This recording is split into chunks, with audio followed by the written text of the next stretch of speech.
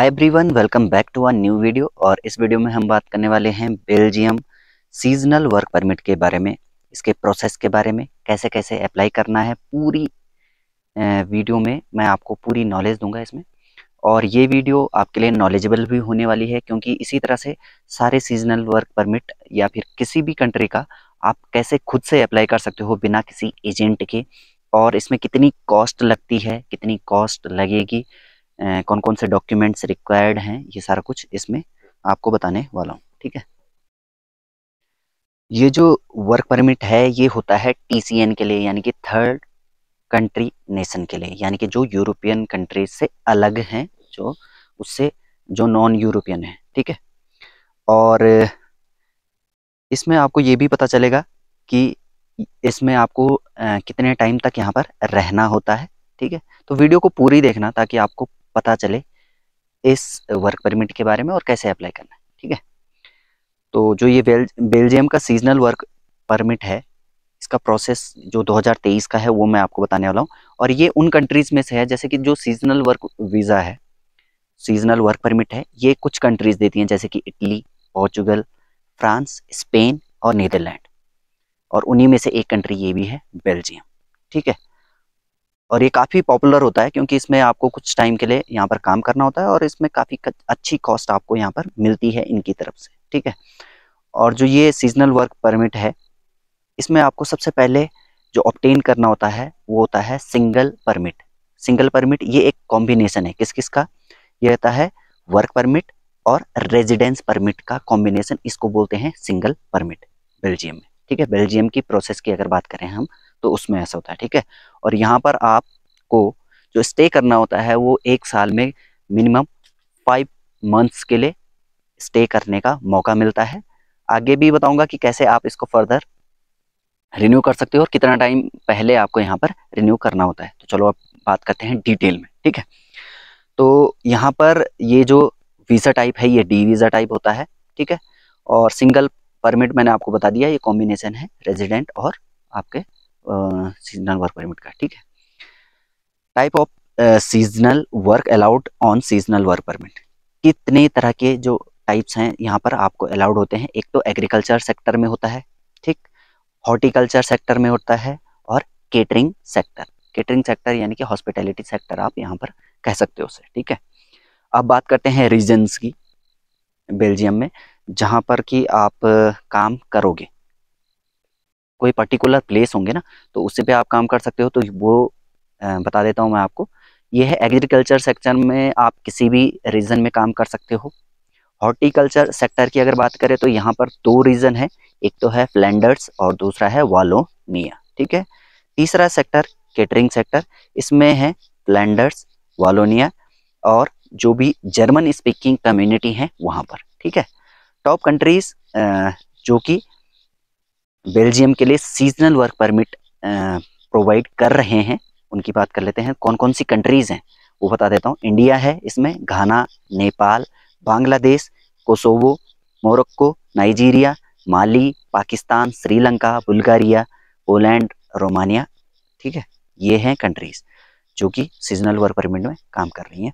उसके अलावा अब बात करते हैं यहाँ पर सैलरी की, जो कि आप हर कोई जो भी ये वीडियो देख रहा है उनको इस चीज़ की ज़रूर रहता है, ये चीज़ पता होनी चाहिए कि कितनी वहाँ पर सैलरी मिलेगी।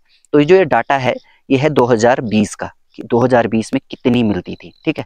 तो 2020 में अगर आप मिनिमम सैलरी की बात करें बेल्जियम में, तो वो थी 1593 यूरो पर मंथ। ठीक है। 1593 यूरो पर मंथ आपको 2020 में मिल रही थी। अब तो 2023 है, तो यानी कि ये सैलरी अब तो बढ़ चुकी होगी। ठीक है। और इसी में बात करें एग्रीकल्चर सेक्टर में, तो आर्ली बेसिस पे जो यहाँ पर एग्रीकल्चर सेक्टर में मिल रही थी वो थी 9.45 यूरो पर आवर। ठीक है। हॉर्टिकल्चर सेक्टर की बात करें तो 2020 में जो आर्ली वेज थे यहाँ पर जो मिल रहे थे, वो कैटेगरीज अलग अलग मिल रहे थे आपको। जैसे कि ये वेरी कर रहा था 9.26 से लेकर 11.33 डिपेंडिंग ऑन सब सेक्टर। अब सब सेक्टर क्या है, जैसे कि फ्रूट ग्रोइंग की बात करें तो यहाँ पर मिल रहा था आपको 0.26 यूरो पर आर, जबकि फ्लोरिकल्चर की बात करें तो यहाँ पर मिल रहा था आपको 10.12 यूरो पर आर, 11.25 यूरो पर आर मिल रहा था आपको सिल्वीकल्चर में, और वहीं 11.33 यूरो पर आर आपको मिल रहा था ट्री नर्सरीज में, जो कि सबसे ज़्यादा, यानी कि ट्री जो नर्सरीज जहाँ पर ट्री उगाई जाती हैं वहाँ पर की बात हो रही है, और वहाँ पर सबसे ज़्यादा है। हॉस्पिटैलिटी सेक्टर की बात करें तो 2020 में जो आर्ली पेमेंट आपको यहाँ पर प्रोवाइड की जा रही थी वो वेरी कर रही थी सीनियरिटी के हिसाब से 12 यूरो से लेकर 18 यूरो तक। ठीक है, अब बात करते हैं कि जो ये आप सीजनल वर्क परमिट है ये कितने टाइम के लिए वैलिड होता है। तो ये होता है 150 डेज के लिए, जो कि 365 डेज में से केवल 150 डेज तक के लिए वैलिड होता है। और अगर आपको ये रिन्यू कराना है तो आपको 1 महीना पहले यहाँ पर जो है अपने जो यहाँ की रीजनल अथॉरिटी है उसके पास रिन्यूअल की रिक्वेस्ट सबमिट करनी होती है। अब बात करते हैं कि सीजनल वर्क वीज़ा के लिए आपको क्या क्या चाहिएगा। ठीक है, तो एक तो चाहिए आपको जॉब ऑफर, जो कि किसी भी एम्प्लॉयर का होगा। ठीक है, सिंगल परमिट अप्रूवल, जो कि बेल्जियम से आपको अप्रूवल ये होना चाहिए, जो कि कॉम्बिनेशन है work permit as well as authorisation to stay. ठीक है, और long stay D visa to travel to Belgium. तो ये 3 चीज़ें आपको चाहिए होती हैं। प्रोसेसिंग टाइम की बात करते हैं तो मिनिमम 90 डेज आपको यहाँ पर लगते हैं, और ये मैं आपको कई वीडियोस में बता भी चुका हूँ कि मिनिमम 3 to 4 मंथ्स लग ही जाते हैं, बल्कि इससे ज़्यादा ही लगता है पर कम नहीं। तो बेल्जियम का जो प्रोसेस है इसमें 90 डेज का आपका है।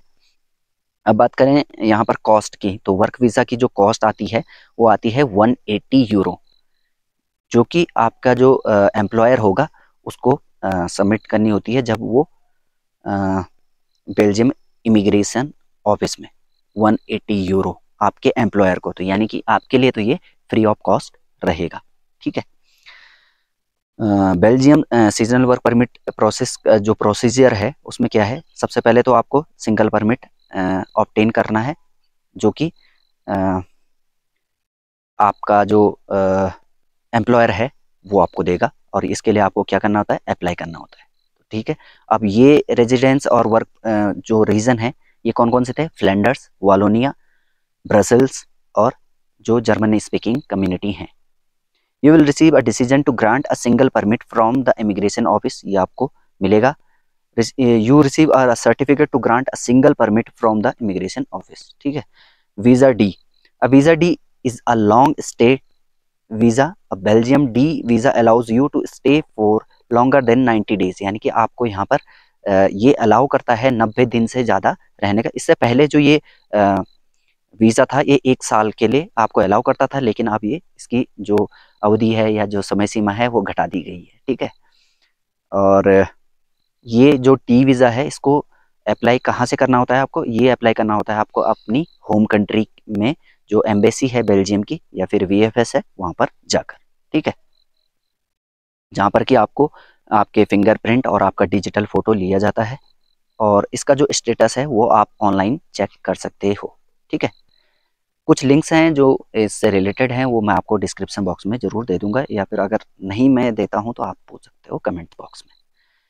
अब रेजिडेंस परमिट कार्ड आपको ऑब्टेन करना होता है। Once you arrive in Belgium you need to register at the municipality of your place of residence within 8 working days, यानी कि 8 दिन के अंदर अंदर आपको जो वर्किंग डेज होते हैं 8, उनमें आपको जो म्यूनिसिपैलिटी है वहाँ उस रीजन की जहाँ पर आप जा रहे हो वहाँ पर आपको क्या करना होता है, रजिस्टर करवाना होता है, और उसके बाद वो आपको single permit limited period time के लिए एक इशू कर देते हैं, और जो ये सिंगल परमिट है इसे बोलते हैं ए कार्ड।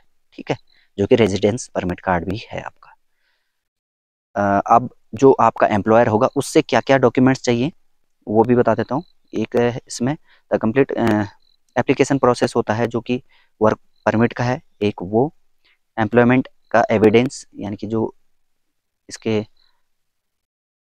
और उसके अलावा identity document of your employer, employment contract जो कि आपका मिनिमम जितने भी टाइम का होगा वो रहेगा, इंटरनेशनल पासपोर्ट जो कि आपके पास रहता है आपकी होम कंट्री का, proof of sufficient mean of subsistence अगर इसकी रिक्वायरमेंट हुई तो, ठीक।